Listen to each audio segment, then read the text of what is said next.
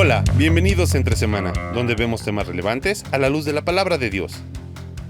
Cuando hablamos de política, son muchos los que usan la Biblia para afirmar y justificar su opción política, sea de derecha o de izquierda, sea comunismo cristiano o capitalismo bíblico. ¿Da la Biblia apoyo a un sistema político? ¿Cuál fue la actitud de Jesús respecto a la política de su tiempo? Conversemos sobre este interesante tema aquí en Entre Semana. El hombre es superior al animal porque tiene conciencia del bien. El bien no debe confundirse con nuestro gusto o nuestro provecho. Al bien debemos sacrificarlo todo. Si los hombres no fueran capaces del bien, no habría persona humana, ni familia, ni patria, ni sociedad. El bien es el conjunto de nuestros deberes morales. Estos deberes obligan a todos los hombres de todos los pueblos. La desobediencia a estos deberes es el mal. El mal lleva su castigo en la propia vergüenza y en la desestimación de nuestros semejantes. Cuando el mal es grave, además lo castigan las leyes con penas que van desde la indemnización hasta la multa y la cárcel. La satisfacción de obrar bien es la felicidad más firme y verdadera. Por eso se habla del sueño del justo. El que tiene la conciencia tranquila duerme bien. Además, vive contento de sí mismo y pide poco de los demás. Es una parte de la... Amén. No.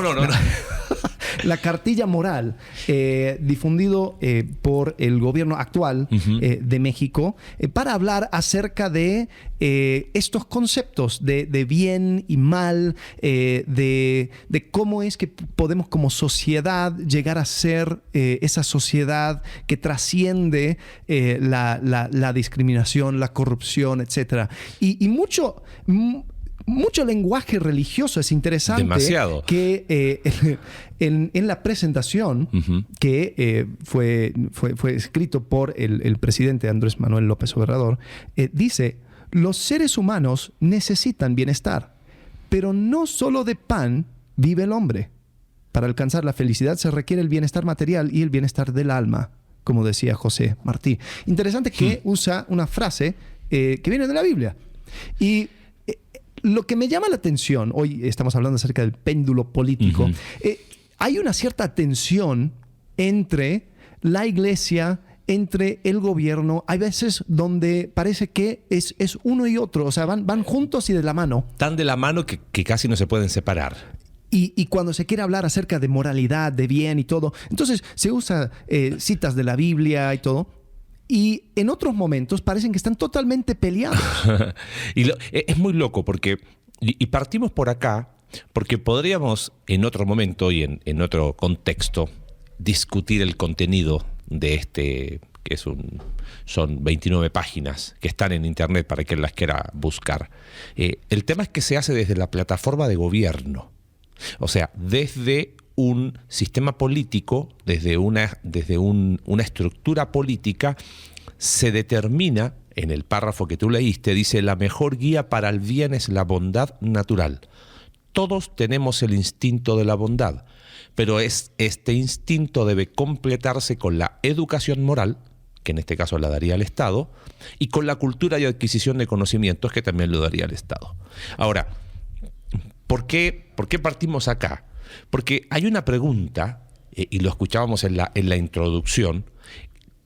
Cuando hablamos de política y de Biblia y de cristianismo, es como podemos con la Biblia establecer un sistema político de, porque ya hablamos de los 2 primeros episodios, teorizamos mucho al respecto, pero el tema es, ¿qué sucede cuando aparece un candidato que dice, porque mira, la Biblia apoya tal sistema político, claro, la Biblia apoya tales leyes, la Biblia apoya tal filosofía política? O, en lo inverso, no, porque la manera de hacer gobierno es con la Biblia en mano y haciendo, o sea, como que no es que la Biblia, o sea, apoya a tal sistema político. Entonces algunos lo agarran al revés y dicen, el sistema de gobierno tiene que ser como es la de la Biblia. Entonces, por ejemplo, en Estados Unidos se está levantando una cuestión. Bueno, siempre ha estado, pero ahora está agarrando un poco más de fuerza. Es que el nacionalismo cristiano.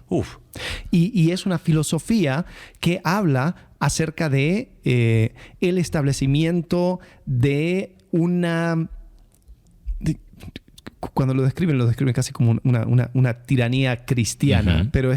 pero va a ser bueno porque es cristiano.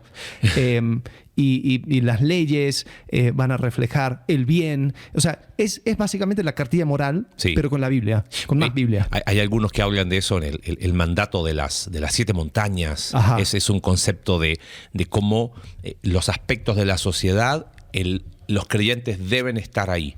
Familia, religión, educación, medios de comunicación, entretenimiento, los negocios y el gobierno. Y es como que es una cuestión que establecemos dominio en estas áreas, The Seven Mountain Mandate, algo así.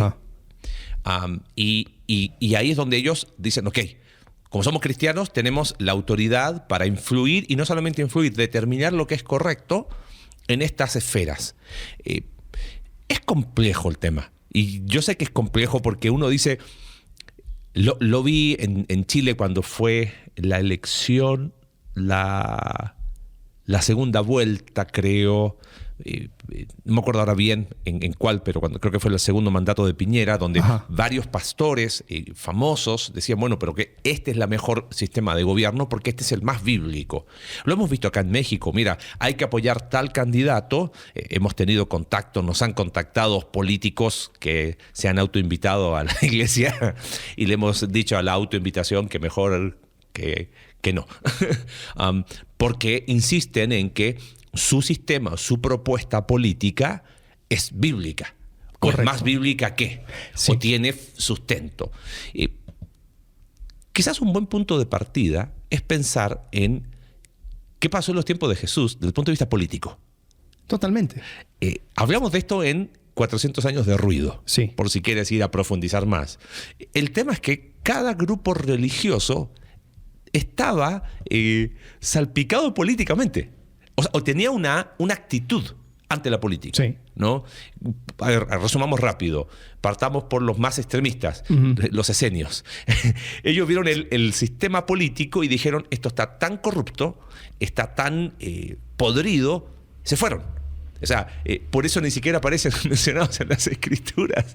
Se fueron y dijeron, no tenemos nada que ver, cero contacto con la sociedad, y de ahí, de un grupo de esenios, surgen los escritos de Qumran y el Mar Muerto, porque se fueron a meter en unas cuevas y ahí estaban. Sí. ¿Correcto? O sea, ellos lo que hicieron fue, nos aislamos Sí, se aísla. de la sociedad. Correcto. ¿No?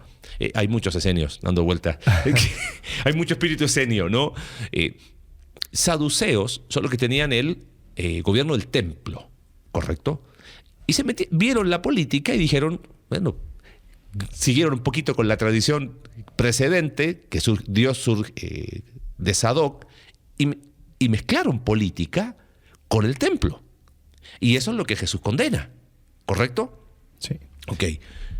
¿Quién nos falta? Herodianos. Bueno, herodianos eran un tipo Los raro. herodianos no se mencionan mucho. O sea, se Aparecen mencionan en la una Biblia, vez. pero no... O No sea, tenían gran peso. Josefo no lo menciona.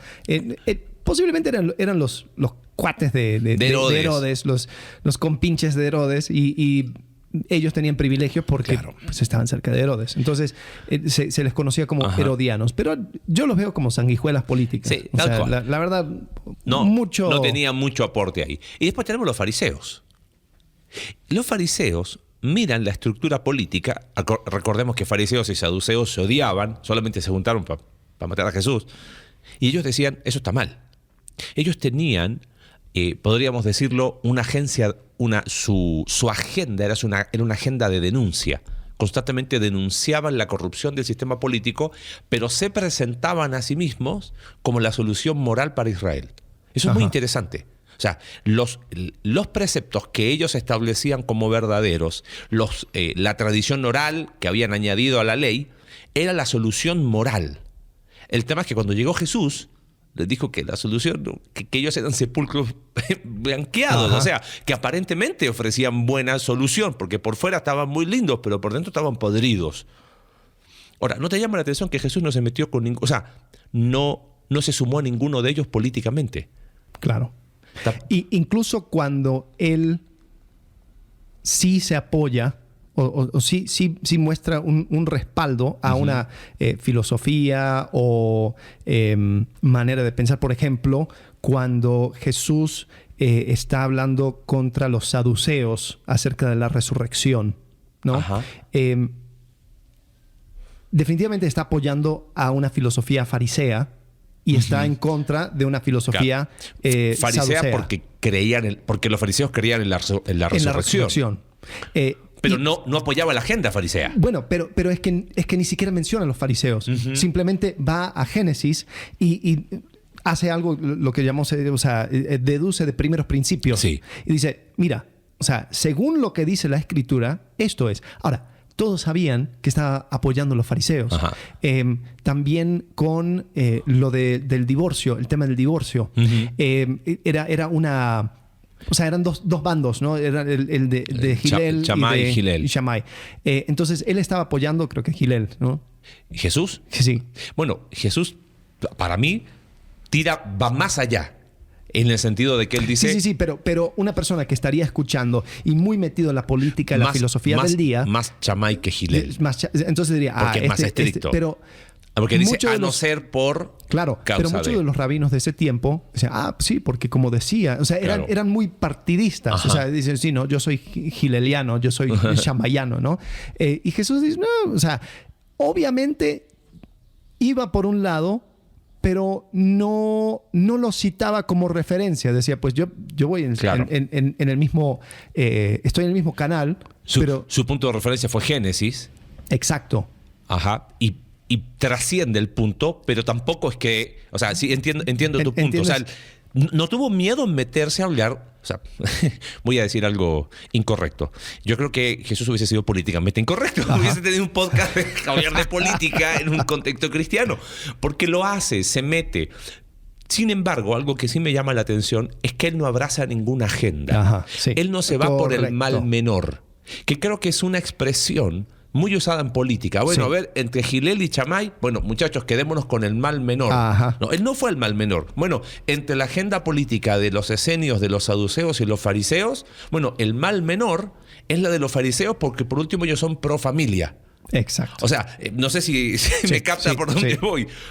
Creo que Jesús tuvo la virtud, y creo que ahí es donde nos deja un ejemplo a nosotros, de que se metió en temas de discusión política, porque no podemos tener la actitud del avestruz, como decíamos en el episodio anterior, pero no abrazó una agenda partidista, porque eso implicaba, si yo abrazo esto, ahora es como el combo McDonald's, viene completo, vienen las papas fritas, la Coca-Cola y la hamburguesa. No, pero a mí no me gusta. Viejo, compraste el combo. Correcto.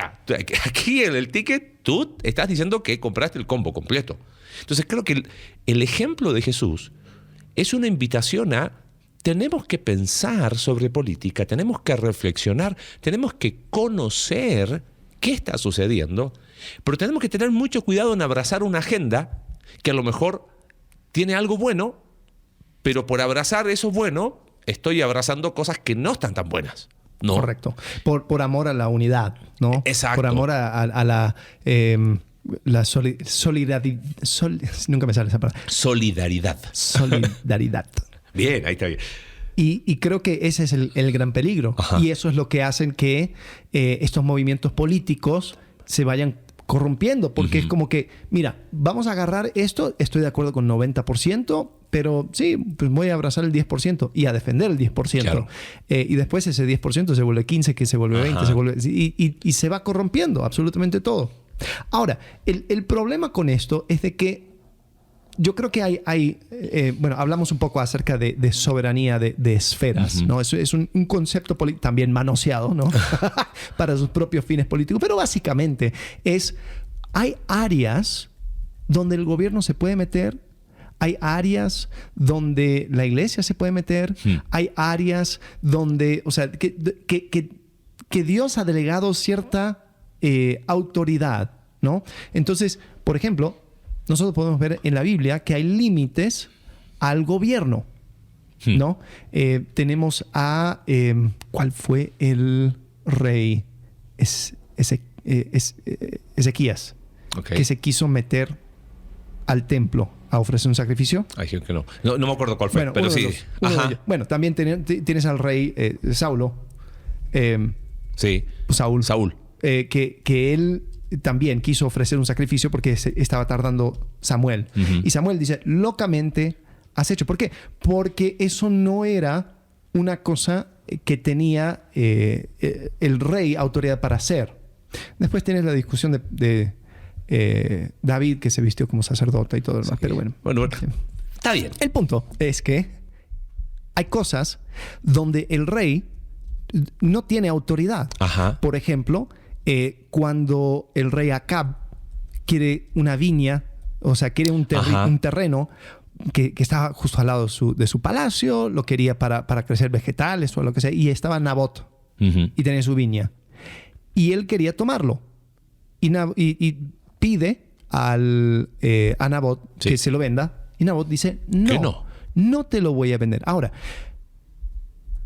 hay conceptos políticos que dice el gobierno en realidad es dueño de absolutamente todo, uh-huh, y no puede robar, sí, porque todo es ya del gobierno. Entonces, si el gobierno designa que se puede expropiar, entonces no hay, o sea, eso no es robo. Exacto. Es expropiación para fines de gobierno. Punto. Entonces, lo que sucede es que llega Jezabel y hace que muera Nabot y el rey toma la porquería. Ahora, ellos son juzgados, uh-huh, duramente, y cuando llega Elías. Elías. Y él dice, por esto ustedes van a morir. Sí. Entonces, ahí podemos ver que hay un límite al poder del rey. Uh-huh. El rey no puede, o sea, simplemente por ser rey no significa que es automáticamente dueño de absolutamente todo. Después hay una pregunta acerca de impuestos. ¿Puede un gobierno robar? Si el robo se llama impuesto, ¿se puede entonces decir que está sancionado? Claro. Porque además tenemos que someternos a toda autoridad. Ajá. O sea, porque Romanos 13, vamos a ser honestos, se usa cuando me conviene y cuando no me conviene, me lo salto. Uh-huh. ¿Cuál es el principio detrás de Romanos 13? Yo creo que, volviendo a lo que decíamos en el episodio anterior, es esa lealtad subversiva, ¿no? Ajá. Que dicen los de Bible Project. Correcto. O sea, Pedro, cuando las autoridades le dicen, tú tienes que callar, en Hechos capítulo 4, Pedro pone un principio. Dice, juzgad ustedes qué es más justo, obedecer a Dios antes que a los hombres. Eso es un límite al gobierno humano. Porque el gobierno humano, las personas puestas establecidas por Dios, a las cuales Pedro tendría que haberse sometido, según el principio de Romanos capítulo 13, Pedro dijo, yo no voy a dejar de decir lo que hemos visto y oído. Entonces, claramente, el poder delegado o esa autoridad, ese poder que tiene la autoridad política, debe tener límites. Bueno, por ejemplo, yo creo que el versículo 1 de Romanos 13 nos da la clave. Uh-huh. Porque dice, sométase toda persona a las autoridades que gobiernan, porque no hay autoridad sino de Dios, y las que existen por Dios son constituidas. Entonces, hay en todo debate. Rasquémosle un poquito ahí, porque Dios pone y quita rey. Ese versículo aparece en cada lección, aparece en las redes sociales. Dios, ¿cuál es el quita, pone reyes? El cielo gobierna, ¿no? El cielo gobierna y Dios quita reyes, Dios pone reyes. Sí. Dios puso a Hitler. Bueno, Dios es soberano. Bueno, y esa es la pregunta, ¿no? O sea, Hitler fue puesto por Dios. Yo creo que esto más que nada tiene que Daniel ver con... 2:21. Ajá. ¿Para que los... Sí, Él es quien cambia tiempos, edades, quita, pone reyes. Ajá. Eso. Ok. Yo creo que Romanos 13:1 lo que hace es que establece una jerarquía. Uh-huh. Entonces, si las autoridades están puestas por Dios, o no hay autoridad sino de Dios, y las que existen por Dios son constituidas, entonces cualquier autoridad que está actuando de manera contraria a Dios o me está obligando a hacer algo en contra de lo que Dios me ha mandado a hacer, es una autoridad ilegítima y no debe ser respetado. Sería como si el jefe de la compañía dice, todos tienen que ir con playera azul, uh-huh, y después el el manager, el Ajá. gerente, dice, no, tienen que ponerse playera roja. Entonces dice, no, el mandato de más arriba fue Es azul. Ahora, si el gerente dice, mira, tienen que ser azul, pero con cuello. Ok, pero eso no es contrario. Claro.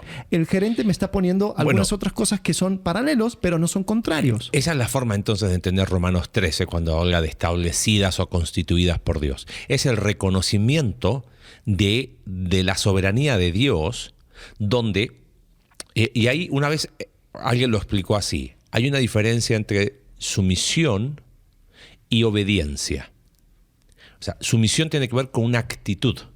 Lo opuesto a sumisión vendría a ser rebeldía. Pedro, pensando en el ejemplo que dimos recién, cuando es coaccionado, cuando es amenazado a que no hable, él no hizo una huelga de hambre, él no hizo una marcha, no se ató a un árbol diciendo, oh, no nos callarán. Eso hubiese sido un acto de rebeldía. Ajá. Él simplemente decidió no obedecer. Bueno, ¿es lo mismo? No es lo mismo. Porque en ningún momento él dice, ¿tú quién eres para decirme? No. Ok, tú lo dices, pero yo reconozco un gobierno, una autoridad mayor, que en este caso la autoridad mayor me está diciendo algo totalmente distinto a lo que tú me dices. Exacto. Ahora, ¿y cuáles van a ser las consecuencias? Te vamos a matar. Ok, las acepto. O sea, Claro, ¿entiendes? sí. Y así fue con Pablo, así fue con Pedro, así fue con los primeros discípulos, con la iglesia primitiva. Asumió las consecuencias, porque uno dice, bueno, si les prohibían predicar, ¿para qué predicaban? ¿No se tenían que haber sometido? Lo vamos a hacer igual. Y no iban a levantar una resistencia armada. No se iba a levantar en armas. Entonces, Exacto, por en ejemplo, armas. eso sería no aceptar la autoridad del gobierno. Exacto. El decir, bueno, me vas a encarcelar, pues ok, no creo que es justo, voy a apelar, voy a hacer todo lo que tengo que hacer para evitar esto, pero lo voy a hacer dentro del sistema del gobierno actual. Bueno, yo sé que ya hay yendo demasiado por las ramas, pero pasó algo interesante en la iglesia primitiva porque se tomó esto de ser mártir y había una discusión si tenías que huir de la persecución, ¿sabías? O sea, era como, había locos que como que se exponían, aquí estoy, vengan. Y no, pero ese no es el verdadero mártir. O sea, había gente que huyó. Y no estaba mal huir. En un momento era, bueno, pero si esto viene de Dios, sí, pero yo voy a huir porque no estoy diciendo nada en contra de la autoridad. O sea, puedo huir si me están persiguiendo. Puedo meterme en distintos lugares y esconderme hasta que los agarraron y fueron martirizados. Pero había unos locos que decían no, y como que se autopromovían a mártir. ¿Viste? Sí. Ninguno, ese no es el camino correcto. Pero volviendo al tema político, creo que sí es importante entender esos límites. Porque muchas veces en esto de gobierno, una de las críticas que yo he escuchado de personas que están metidas en gobierno o en políticas cristianas, dicen, es que son pasivos, no hacen nada, se quedan cruzados de brazos. ¿Quiénes? Los cristianos en general. Ajá. Entonces, ¿qué esperan? Sí, entonces que no hagamos nada, no importa el gobierno que nos toque, total, no hay que hacer absolutamente nada. Yo creo que no va tanto por ahí. Es qué son las herramientas que tenemos para poder vivir, por eso Pablo, lo que citábamos de 1 Timoteo capítulo 2, vamos a orar. En ese momento, ¿qué opción tenían? ¿Voten por un rey que los haga vivir, como decíamos, quieta y piadosamente? No, en ese momento era orar. Hoy los instrumentos, o sea, en el contexto político en el que estamos, hay otras maneras, aparte de orar. Tenemos la oportunidad de tener una opinión, tenemos la oportunidad de mostrar al mundo una forma de vivir distinta siendo hijos de Dios. Entonces, hay más herramientas, pero el principio sigue siendo el mismo, ¿no? Ahora, ¿cómo sabemos? Vamos a hablar el último episodio la próxima semana de cómo votar, y ese va a estar bien interesante, pero ¿cómo discriminar? O sea, porque quiero más que responder, he escuchado dos cosas, así bien extremas. Y lo he escuchado bien, eso no estoy mintiendo. No, porque si realmente lo hicieran bien, el socialismo funcionaría. Ajá. Y Jesús fue el primero con ideas de izquierda, Sí. de bienestar, de igualdad. Y he escuchado también el otro extremo, que la Biblia provee la evidencia, basado en el libro de Jueces, para un gobierno mínimo capitalista y como que ese es el modelo bíblico. Y las dos personas que lo dicen son hijos de Dios, que aman a Dios. Que aman a Dios y... Solo que... ¿Ah? Bueno. Está bien, pero ¿cómo? ¿Cuál de los dos? Sí. Yo creo que hay... Tenemos un tema donde cuando entendemos la función o de dónde vienen cuestiones de principio. Yo difiero totalmente a la cartilla moral que leímos al comienzo, porque el bien o la moralidad no viene de simplemente realizar mis conceptos qué sé yo, humanas, ¿no? Uh-huh. Creo que aquí dice, pero cuando obrar bien nos cuesta un sacrificio, tampoco debemos retroceder, pues la felicidad personal poco vale ante esa felicidad común de la especie humana que es el bien. Dice, al final dice, la mejor guía para el bien es la bondad natural. Perdón, pero mi Biblia dice una cosa diferente. Ahí es donde empezamos a tener problemas. Entonces, yo no voy a encontrar el bien, la bondad natural dentro de mí.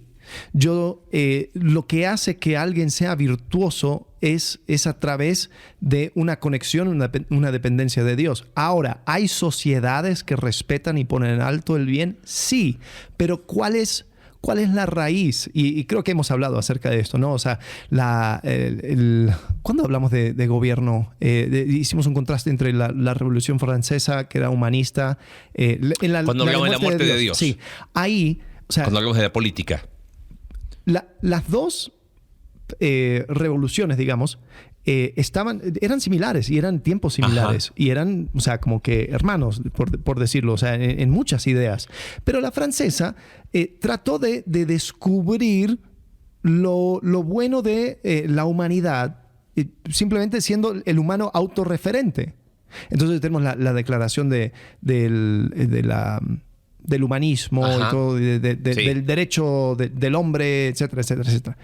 Y después en Estados Unidos, que fue mucho más influenciado por el alumbramiento, pero escocés, que buscaba, porque ellos tenían una pregunta, y la pregunta era ¿de dónde viene la autoridad para gobernar? Exacto. Y la pregunta acerca de gobernar, o sea, antes se respondía, o sea, con una conexión con Dios. ¿Dónde radica la Entonces, última? Los reyes, ellos gobiernan porque Dios les dio el mandato para gobernar. Entonces, por eso la familia tal es la familia que gobierna esta tierra. Porque Dios se los dio, porque fueron ungidos, ¿no? Claro. Carlomagno fue ungido por el Papa, entonces ahora él es el rey. Dios le otorgó ese espacio, ¿no? Y claro, visto desde una perspectiva, no va a faltar el que te diga es correcto, porque Romanos 13 lo dice, pero el tema es que ellos usaron como pretexto, yo fui puesto por Dios como rey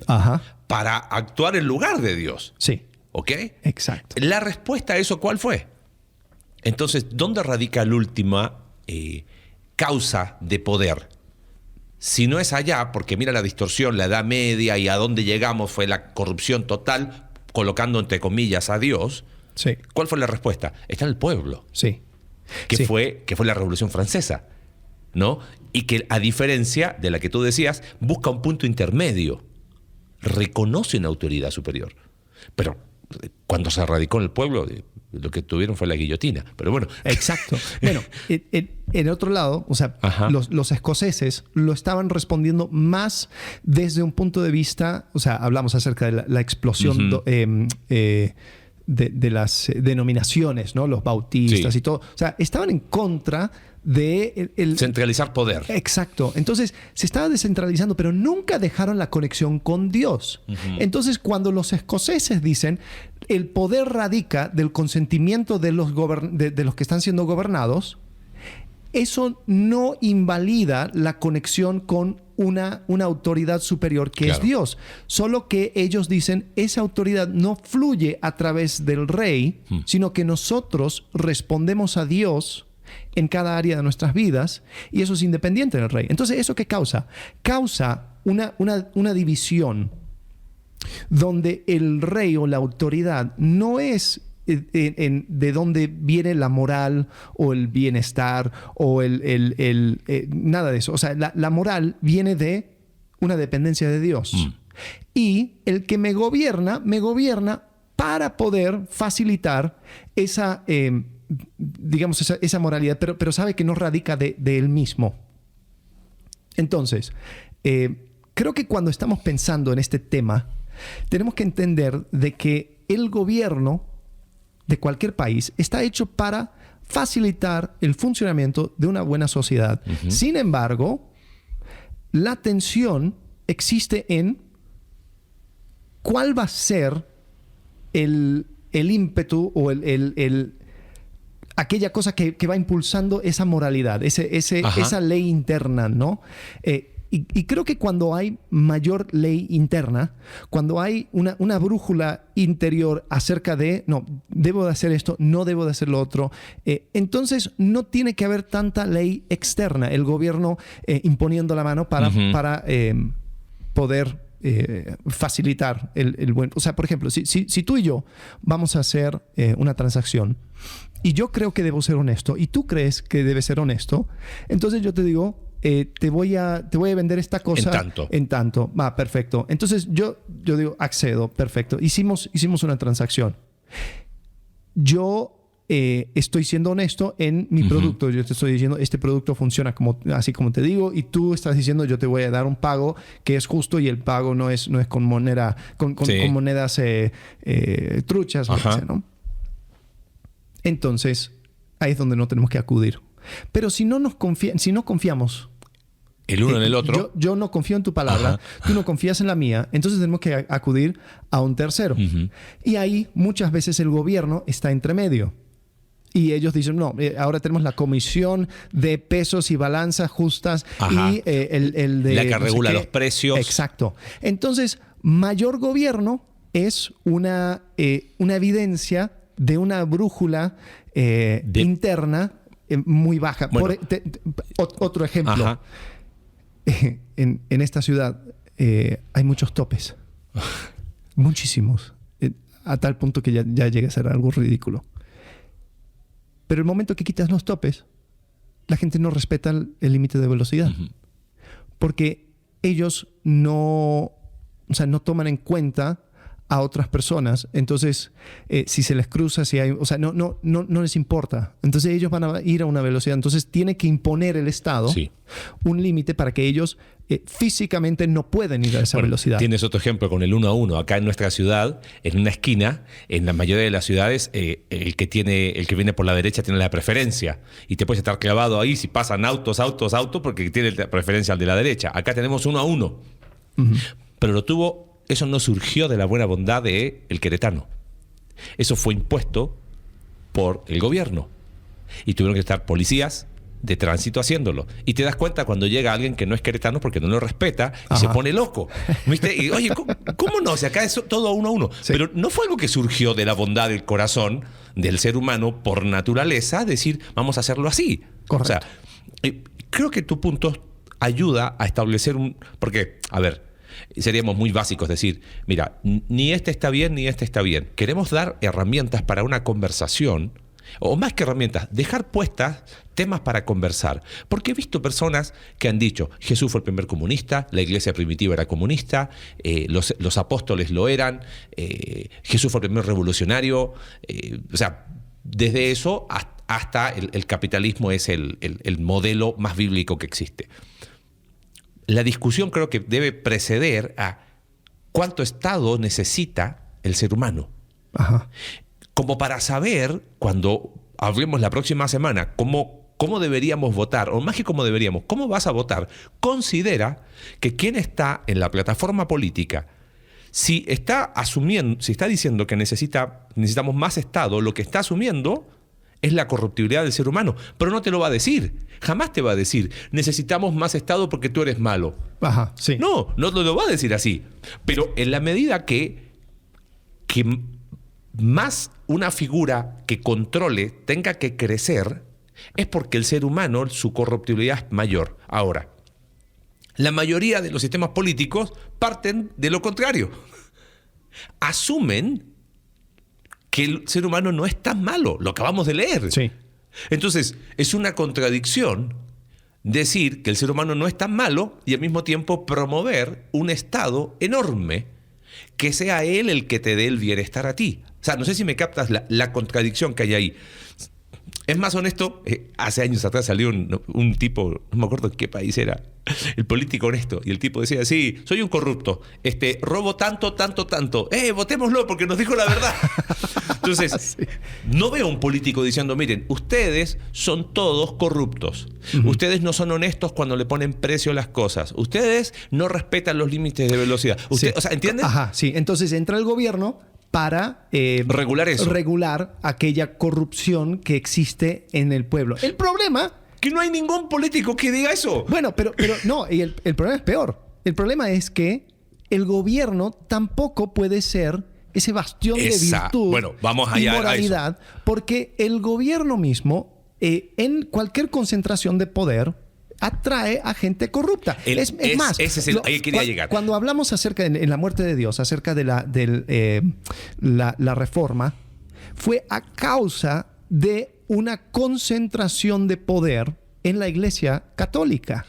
Y era tanto su concentración de poder de que las personas que fueron atraídas a las posiciones altas en la Iglesia eran personas corruptas, claro, o corruptibles. Y eso hizo que, o sea, fuera atractivo. O sea, yo me vuelvo sacerdote no porque yo quiero ayudar a la gente a conectarse con Dios. No, yo me vuelvo sacerdote porque el que es sacerdote, o sea, tiene, claro, un montón de privilegios. Y tanto fue así que después del otro lado, la crítica fue, aquí tenemos en Ginebra la Roma protestante, así le decían. Ajá. ¿Por qué? Porque hubo tal concentración de poder. Habla un poco acerca de eso. O sea, ¿qué sucede? Hay dos etapas de Calvino en Ginebra donde él tiene esta idea. Explica, ¿quién era Calvino? Bueno, Juan Calvino, uno de los... John Calvin, uno de los reformadores. Es francés, entonces. Es francés. John Calvin. John Calvin, no sé qué.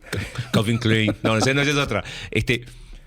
Calvino, uno de los reformadores, quizás el de mayor influencia en la sociedad occidental hasta el día de hoy, tiene dos etapas donde está en Ginebra. En la segunda de las etapas es donde él dice, bueno, ahí no hay distinción.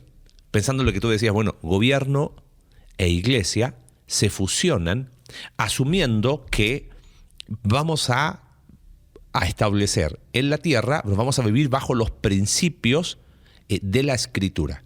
Y ojo, acá no estamos para decir si fue bueno o malo el experimento. No fue un experimento que trascendió. Hubo cosas cosas buenas, pero también hubo cosas horribles. Sí, siempre y cuando no eras anabautista. Claro, o sea, todo bien. Eran cosas buenas mientras estuvieras de acuerdo con los postulados teológicos que sostenía Calvino. El problema es cuando empezaron a existir personas que quizás tenían una postura distinta. Hay una discusión interesante porque Calvino hacía preguntas. Bueno, ¿y quién es el verdadero enemigo? ¿El ateo o el hereje? Y era como que cualquier persona que distorsionaba las creencias que él asumía como verdad era condenado de hereje. Entonces, la misma corrupción que fue una de las causas del movimiento reformista termina dándose acá en un experimento que se supone que iba a funcionar bien. ¿A dónde voy con eso? Lo que tú dijiste recién, si el ser humano, la Biblia nos enseña lo corruptible que es, el Estado en sí mismo no existe. Existen personas a las cuales ejercen poder y esas personas son tan corruptibles como las que tienen que controlar. La realidad es que políticamente hablando no conozco, o sea, a no ser que hayamos leído Utopía de Tomás Moro, que plantea esta sociedad perfecta donde son todos felices, donde son todos honestos y transparentes, sí, que no va a llegar a ninguna parte. Mientras más grande el Estado, más vemos la cantidad de corrupción que hay. Eso es una realidad. El tema político, siendo cristiano, es... Entonces, ¿en qué momento como cristiano no me di cuenta que terminé colocando mi esperanza, terminé colocando el anhelo, la solución de mis problemas en un Estado que es tan corrupto como los seres humanos que gobierna. No sé si me... Sí, totalmente. Entonces, mira, ahora está en cines Duna 2. El autor de esos libros, Frank Herbert, dijo esto acerca de los gobiernos. Dice, todos los gobiernos sufren un problema recurrente. El poder atrae a personalidades patológicas. No es que el poder corrompa, sino que es magnético para los corruptibles. Y creo que es una frase muy acertada, atinada, sí, claro. Porque cuando tú creas cualquier concentración de poder, las personas que más lo anhelan son aquellos que van a llenar ese vacío. Ajá. Y lo que van a buscar es más poder.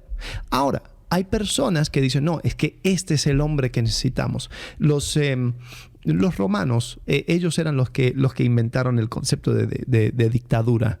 Y cuando tú lo piensas, dices, tiene mucho sentido la dictadura. Su lógica no tiene fallas. No, o sea, excelente. Es más, uno de los primeros dictadores, un hombre llamado Cincinnatus, de la ciudad de Cincinnati, se nombra por él, Cincinnatus. Él era un hombre que era general, y cuando había una amenaza a la ciudad de Roma, tenían que tomar decisiones muy rápidas y tenían que actuar. Entonces no podía juntarse el Senado, no podían tomar votos, no podían tener debates. Tenían que elegir un hombre y decir, este hombre va a tomar las decisiones. O sea, todo el poder va a estar en este pueblo, en esta persona. O sea, él va a ser la voz del pueblo. Nos ahorramos un montón de burocracia. Exacto. Ya. Y salimos adelante y sacamos las cosas. Entonces, en tiempos de crisis es algo bueno, ¿no? Y lo grande de Cincinnatus era que cuando termina la amenaza, él relega su autoridad y regresa a lo que en donde estaba. Sí, él trabajaba la tierra. Entonces dice, no, yo quiero volver a mis cultivos y todo, punto. Y bien, el problema era que cada vez que escogían una persona para ser el dictador, empezó a haber una atracción por la emergencia. Entonces, vivíamos en emergencia. Habían más y más emergencias, de tal forma, porque o sea, yo tengo que tener el poder por la emergencia que tenemos. Y llegó a tal punto donde todo era una emergencia. Entonces antes de Julio César, habían dictador tras dictador, tras dictador, tras dictador. Entonces nosotros pensamos que el imperio romano simplemente nació, antes era una república y todo bien y todos votaban y era la democracia, viva la democracia. Después llegó este malvado Julio César y empezó a hacer un imperio. Y no fue así. O sea, empezaron a abusar del poder de tal forma que, o sea, él simplemente fue pues la expresión máxima de la dictaduría. Ahora, lo que tú dices, uno diría, bueno, pasó con militares que tuvieron que meterse en tiempos de crisis, pero les quedó gustando el tiempo en que se quedaron, o terminó siendo la crisis peor. Pero vamos más allá. ¿No te acuerdas que te escuchaba y dije, ¿hay algún Cincinnatus en la Biblia? O algún dictador. Y pensaba en el tiempo de jueces, con Gedeón. Los jueces fueron puestos por Dios en tiempos de crisis para liberar al pueblo y nada más. Pero cuando Gedeón empieza a hacer las cosas bien, ¿qué le dicen los israelitas a Gedeón? Sé nuestro Señor, tú y tu hijo y tu nieto, pues que nos has librado de la mano de Madián. Y Gedeón dijo, no seré señor sobre vosotros, ni mi hijo los va a señorear. Jehová señoreará sobre vosotros. Y se dio media vuelta, pero les quiero pedir un favor. Denme los zarcillos, se hizo el efod, y de repente tiene 70 hijos que constituyeron su descendencia. O sea, ¿en qué momento? Claro. Se supone que él estaba por el tiempo de crisis y sé nuestro gobernante, jamás lo haré. Pero les quiero pedir una sola cosa nomás. Entonces, digo, pasan las iglesias, se levanta el hombre fuerte en medio de crisis y no sé hasta dónde, amigo. Parte de la corruptibilidad, así se dice, del ser humano es el anhelo del hombre fuerte que solucione mis problemas. Totalmente. Entonces, me acomoda un hombre fuerte, me acomoda un candidato con características mesiánicas, me acomoda un hombre que tenga todas las respuestas para mí. Este es el hombre. Claro. ¿Por qué razón? Porque eso libera mi responsabilidad de autogestión, libera mi responsabilidad de autocuidado, de decir, ¿sabes qué? Mi primera responsabilidad es mi persona, mi familia, mi comunidad cercana. Y ahí es donde quiero, eso es de alguna manera es mi círculo de influencia. Claro, sí. Por ejemplo, vamos a nombrar ejemplos actuales. Nayib Bukele es el presidente de El Salvador. Ajá. Haciendo cosas excelentes en cuanto a reducir crímenes, ha hecho un trabajo muy fuerte en contra de las pandillas y la inseguridad y todo. Y wow, buenísimo. ¿Cuál es el problema? El problema es de que él es el hombre bueno. En su perfil de Twitter es medio chiste, pero se llama a sí mismo dictador. Y lo hace porque le acusan de dictador. Claro. Ahora, no niego de que se necesitaba un hombre fuerte que hiciera las cosas, porque en la burocracia, la corrupción del sistema político en el cual estaba El Salvador en aquel entonces, todos metían mano, no se hacía nada y eran las pandillas que gobernaban, básicamente. Entonces se levanta un hombre fuerte, pero ¿cuál es el problema?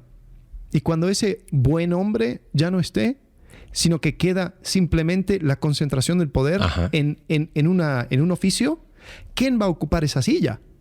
Y ahí es donde encontramos el problema. Sí. O sea, él va a ser Cincinnatus, que va entonces regresar a sus cultivos para decir, ya, arreglé el problema, arreglé la crisis, ahora sigan ustedes. Ya cambió la constitución para reelegirse y se religió. O sea,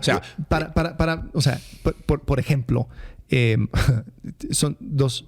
El que llamaron en su tiempo el Cincinnatus moderno era el general George Washington, que justamente hizo eso. Y lo hizo, obviamente, sabiendo la historia. Y yo creo que también le gustó ser comparado con Cincinnatus, pero fue el general.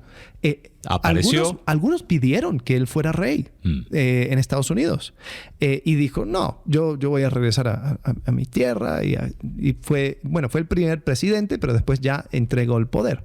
En México tenemos el ejemplo de Iturbide. Sí. Que peleó en contra de los españoles y todo. Y el plan de Iturbide era, vamos a traer un rey de Europa para que sea el emperador de México, porque pues necesitamos un poder. Sí. Y dice, y si no encuentras a nadie, pues yo alzo la mano para ser emperador. Entonces, por los primeros, creo que 6 años de México, fue el primer imperio mexicano. Claro. Y ¿a dónde voy con todo esto? El problema es de que cuando tú creas cualquier centro de poder, personas corruptibles van eventualmente a ocupar esa silla. Por eso tenemos que entender de que la brújula interna que tienen las personas va a permitir que se vaya dispersando el poder. Y básicamente creo que cualquier sistema político que niega la naturaleza corrompible del hombre es un sistema que uno debería mirar con mucha sospecha. Exacto. Cuando alguien se levanta y dice, no, es que yo voy a ser quien va a mostrar el bien con el ejemplo, yo voy a ser una fuerza moral. Espérate, o sea, cuidado. Sí. Cuando un sistema de gobierno dice, no, porque el pueblo es bueno, porque confiamos en el pueblo, porque el pueblo va a decidir, el pueblo es sabio. Duda mucho de eso. Sí. Duda mucho de eso. Porque sabemos que el hombre es corrompible, o sea, es corrupto, está muerto en sus delitos y pecados. Y además, cuando un sistema de gobierno requiera que la naturaleza del ser humano se cambie, ¿no? Lo vimos con COVID, por ejemplo. Es que nosotros podemos vencer el virus si solamente la gente evitara contacto humano durante 3 semanas. Ok. El ser humano después de una semana ya se muere de ansiedad. O sea, el ser humano está hecho para estar en contacto con otros seres humanos. Sí. O sea, tú me estás pidiendo... en contra de su naturaleza esencial. Bueno, pero hablemos del socialismo. Bueno, ¿cuál es la idea básica del socialismo? Bueno, vamos a concentrar el poder bajo una persona y esa persona va a enseñar a todos a vivir... Claro, la propiedad social de los medios de producción va a estar gestionado por los trabajadores, pero como no pueden estar todos, vamos a elegir al presidente del sindicato que lo va a hacer. Bueno, no, es que lo que dice la teoría del socialismo es que primero tiene que existir comunismo, donde... Sí, exactamente. El comunismo es el precedente. Hay un conjunto de personas, se concentra el poder y después se va dispersando mientras que la conciencia del ser humano cambie y nace un nuevo hombre. Se usan esa terminología, el nuevo hombre. Y ellos hablan de un sistema socioeconómico que lo autodenominan moralmente superior. Fíjate, moralmente superior. Entonces, de ahí partimos con el pie izquierdo. Porque voy negando cosas esenciales como las que dijiste recién, ¿no? Ahora, desde ese punto de vista, alguien que se presente como un socialista cristiano, en Europa, los partidos políticos, la democracia cristiana, el social... había en Chile, había un partido, el partido P... Ya me voy a acordar ahora, pero era como de algo de socialismo cristiano, algo así. Es contradictorio, porque no está viendo lo que decíamos recién, la corruptibilidad del ser humano. Y no sé si cómo lo voy a dar con un ejemplo concreto. Una de las crisis más grandes que se está viviendo hoy en Latinoamérica es Nicaragua. El dictador que está ahí ha encarcelado a la gente que estuvo con él cuando él era el revolucionario. Hoy por hoy se calcula que hay más de 100 pastores presos en Nicaragua, acusados, entre comillas, organizaciones cristianas, conozco algunas de ellas, acusadas de ir en contra del sistema. Y han arrasado también con curas, han apresado a ¿cómo se llama?, a sacerdotes en medio de misa. Ahora, ¿qué pasó? ¿Dónde está la moralmente superior? O sea, ¿dónde está el bien común? Claro, el bien común fue determinado finalmente, ¿por quién? Por la persona que acumuló el poder. O sea, como yo soy el que el pueblo eligió para poder gobernar y nosotros determinamos cuál somos ¿cómo se llama?, el sistema moralmente superior, yo determino lo que es bueno y lo que es malo. Y ahí radica el peligro. Yo quiero ser súper contundente con algo. Es una aberración, y así lo digo con todas sus letras, es una aberración cuando personas toman Hechos capítulo 2 para decir, ves, este fue el primer comunismo. Este fue el primer socialismo. Porque lo que tú ves en países comunistas y socialistas no es lo que pasó en Hechos capítulo 2, ni es lo que hizo Jesús. Eso lo quiero decir con contundencia porque todavía hay personas que usan ese lenguaje para decir, ves, tenían todas las... Y luego se ha explicado, no tenían todas las cosas en común. Era la necesidad de la iglesia, si no tenían un peso, estaban pobres, lo hemos explicado cuántas veces, no, lo hemos dicho en la iglesia, ¿no? Cuando tenían todas las cosas en común. Yo he escuchado a algunos, ¿ves? Seamos la iglesia primitiva, digo, buenísimo, yo pongo lo mío, pone lo tuyo, lo dividimos en dos y salgo ganando. El que tenía las cosas en común era un lenguaje de que eran tan pobres que, mira, no les alcanzaba ni para comer. Si hubiera sido en México, una familia decía, mira, yo lo único que tengo es tortillas, y otra familia decía, yo tengo frijoles, y otro decía, bueno, yo tengo algo ahí para una salsita, bueno, comamos taquitos de frijoles con salsa, y tenían las cosas en común, pero por una cuestión de pobreza extrema que estaban pasando. Pobreza extrema, algunos también dicen, no hay un versículo como tal que lo explique, pero algunos dicen que como había esa idea de que la venida de Jesucristo iba a ser cerca. Pero, o sea, en cuestión de semanas. Dijeron, ¿para qué queremos estas propiedades? ¿Para qué queremos esto? Entonces lo vendemos y lo tenemos todo en común. El problema es que después, cuando viene una hambruna o una situación en Jerusalén, los que más sufrieron fue la iglesia, porque no tenían nada con qué sustentarse.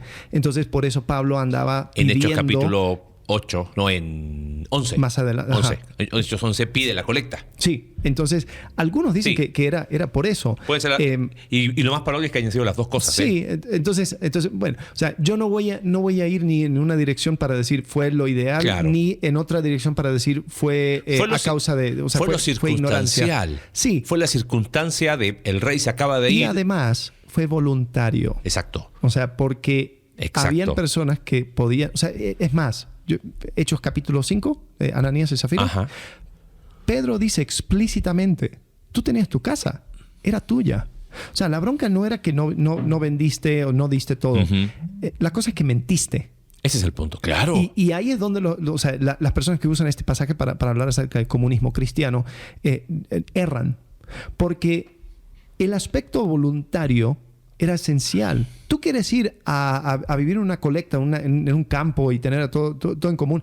Perfecto, hazlo. Ahí está el espacio para hacerlo. No, es que todos lo tienen que hacer. Todos tienen que tener la conciencia, todos tienen que nacer a ser un nuevo hombre. No, eso nunca va a suceder porque el ser humano no está hecho así. Entonces, nosotros esperamos al Rey Jesús. Ese es nuestro sistema de gobierno. Exacto. Nosotros vivimos en el reino de Dios que va por encima de cualquier reino terrenal. El Rey Jesús es a quien respondemos. Uh-huh. Si el gobierno terrenal nos pide cosas que no van en contra del Rey Jesús, pues lo podemos hacer. Pero dado que hay una jerarquía y hasta arriba está el Rey Jesús que pronto vendrá, nosotros nos sometemos a los reyes terrenales o a los sistemas de gobierno terrenal. Ahora, aquí es donde yo voy a mostrar mis colores. Yo, la verdad, he visto que el sistema político que más reconoce la corruptibilidad del hombre es el sistema libertario. Uh-huh. El sistema que... y ojo, yo fui amarillo y negro antes de Javier Milei por muchos años y pude ver cómo es que el entender de que la persona que debe de responder moralmente ante las situaciones de la vida, uh-huh, es esa, o sea, yo respondo a Dios. Sí. O sea, el gobierno no me va a hacer más o menos moral y yo tengo que sí, o sea, no puedo, tengo que dudar mucho de cualquier sistema que concentra el poder y pretende ser el que regula la moralidad. Bueno, hablamos de izquierda recién, hablemos un poquito más de derecha. Ajá. ¿A dónde voy? Porque creo que las categorías de izquierda y derecha están totalmente distorsionadas, sí, hoy por hoy. Pero se entiende en términos generales. Bueno, pero estos son pro familia. O sea, delego al gobierno el cuidado de la moral, que debería ser mi responsabilidad. Uh-huh. Entonces, voto por un candidato que es pro familia, que es antiaborto, y me parece que son valores. Vamos a hablar de eso la próxima semana. Pero, ¿en quién estoy dejando no sé si el concepto es el cuidado o el resguardo el ejemplo de la moral? ¿El gobierno?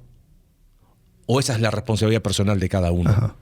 La responsabilidad de la familia, la responsabilidad de la iglesia.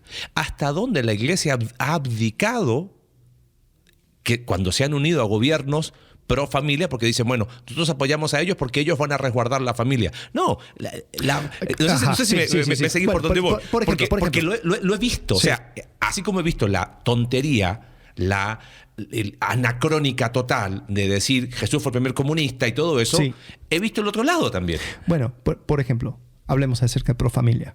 Hay muchas personas que dicen, no. O sea, es que este gobierno quiere cambiar la definición de matrimonio. Uh-huh. Va a permitir el matrimonio homosexual. Ok. Y la pregunta es, ¿y quién le dio al gobierno la autoridad de decidir qué es el matrimonio? Exacto. El matrimonio sucede en Génesis capítulo 2. Y no existía gobierno. O sea, el matrimonio es una institución humana dada por Dios. El gobierno puede pretender que es entre un gato y un perro y eso no me cambia en lo absoluto. Exacto. Y ahí es donde a veces no nos damos cuenta que por ir buscando el mejor candidato que esté de acuerdo a lo que yo creo, perdemos la responsabilidad de ser luz y sal en nuestra sociedad. La iglesia es la plataforma donde nosotros explicamos qué es una familia, qué es la vida, qué es el espacio. Ese es el espacio para eso.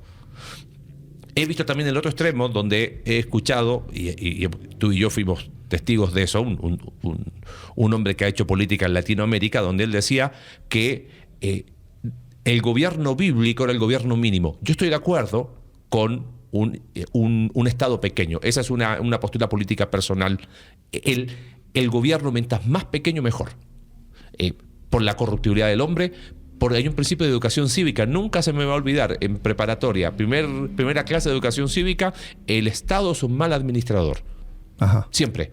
Eso te lo enseña en cualquier libro de educación cívica. Entonces, ¿en qué momento más Estado es más bienestar?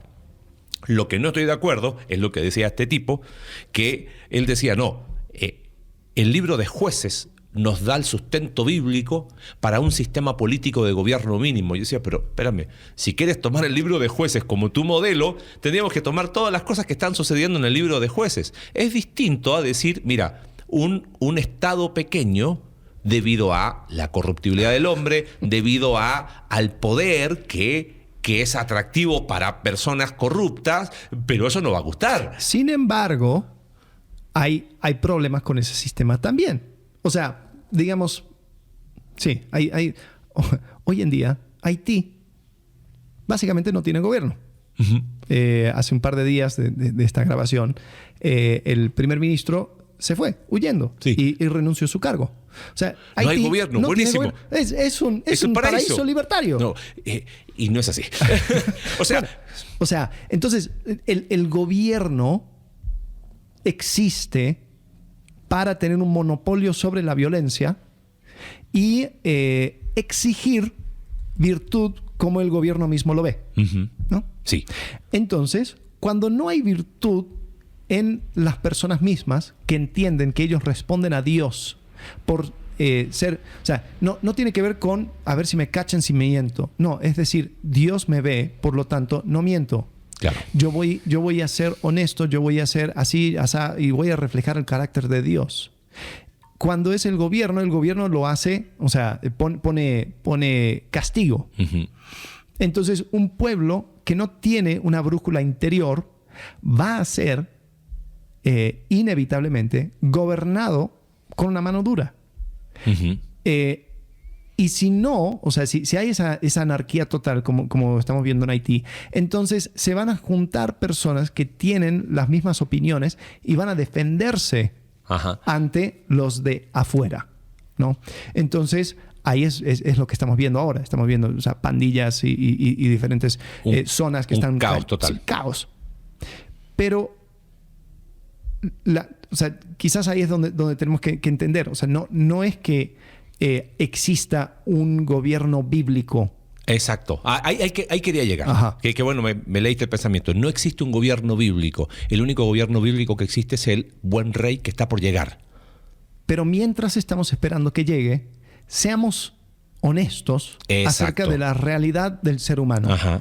Cuidado con pensar que puedes poner otro rey bueno, porque el único buen rey es Jesús. Es Jesús. Entonces, si dices, no, este es... Ok, va, perfecto. Te sirve por 10 años, por 15 años, por la vida del rey.